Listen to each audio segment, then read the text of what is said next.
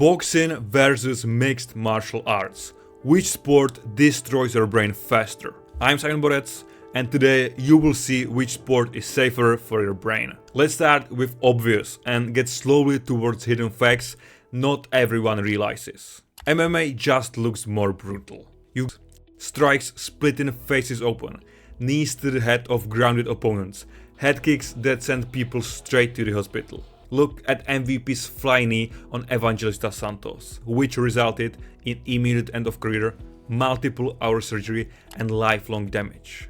In our trauma rotation, we saw similar impacts from motorcycle crashes. That's the force level we are talking about. Plus, MMA gloves are 4 ounces. That's barely any padding. Your knuckles are basically exposed. And here is what most people don't consider: the variety of angles. In boxing, punches come only from hands and from predictable angles. Your brain can somewhat anticipate the impact. On the other hand, in MMA, a punch can come from anywhere. A kick, an elbow, a flying knee. Your brain has no chance and no time to prepare. Each unpredictable impact creates more rotational force on your brainstem. Plus, the cage. Fighters get knocked out into the fence. Their head bounces off the canvas. Just watch Martin Vera versus Sean O'Malley. O'Malley's head hits the canvas hard after getting dropped. That's called secondary impact trauma. Your brain gets rocked twice. Just look at this animation. First hit from the strike and second from hitting the ground. But don't think boxing is safer. The average boxing match has around 200 punches landed to the head. On the other hand, official UFC data show that the average significant strikes to the head, which is the yellow bar, is around 40. That's at least 5 times more head trauma from boxing. In our biochemics labs, we measured impact force distribution. Yes, a 10-ounce glove spreads force over a larger surface area, but it doesn't mean anything good for your brain. It actually protects the puncher's hand. Boxers can throw full power to the head, over and over, without breaking their hands. But MMA fighters, watch any post-fight interview. There are broken metacarpals everywhere. Boxing removes this limiter and your brain suffers. Here is the mechanism that will change your mind completely. Brain damage is not mainly about knockouts, it's about subconcussive hits. In pathology, we examined brain tissue from deceased boxers.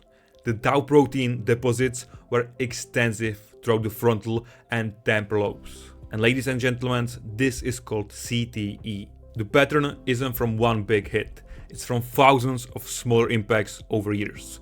Hits that don't knock you out, but still shake your brain.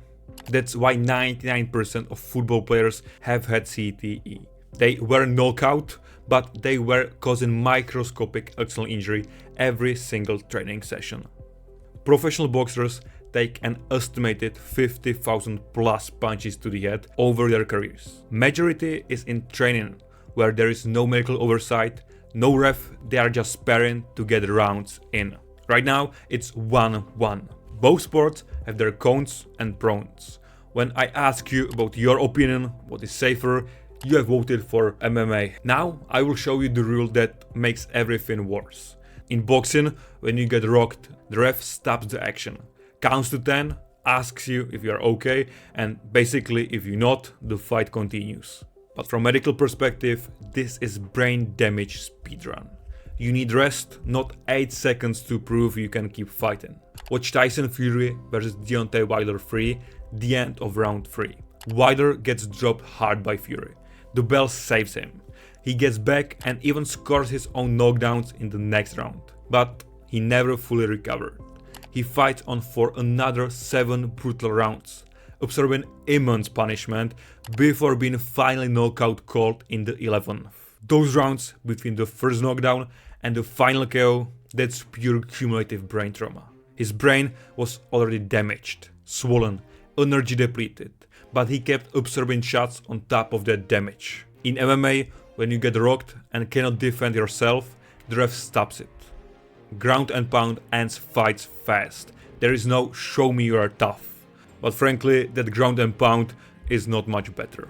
The 8-count rule is actually brain protection disguised as violence.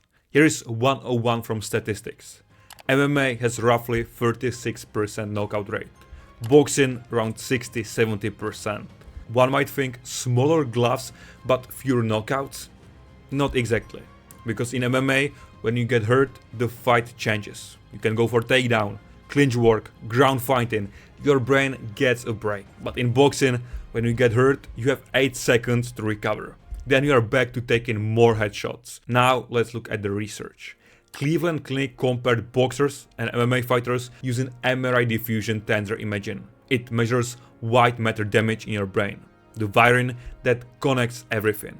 Professional boxers showed significantly more white matter diffusivity than MMA fighters. Before I show you the stat that ended the debate for me, you have a perfect chance to sign up for my completely free newsletter. And I also have 2 spots left in my one-on-one program. Both links are below if you are interested. Now, the final stat. Dementia was observed in 60% of boxers. 50% of them had various forms of cognitive disorders, and over 50% displayed anomalies on scans. This single paper tells you a lot. If you're a boxer, your chance of permanent brain injury is well over 50%. Just look at Muhammad Ali, the greatest boxer to ever do it. He started to show Parkinson's symptoms pretty early. His brain took an estimated hundreds of thousands punches. Compared to the Gracie family, which is similar era, similar career length, but substantially better neurological health. The difference?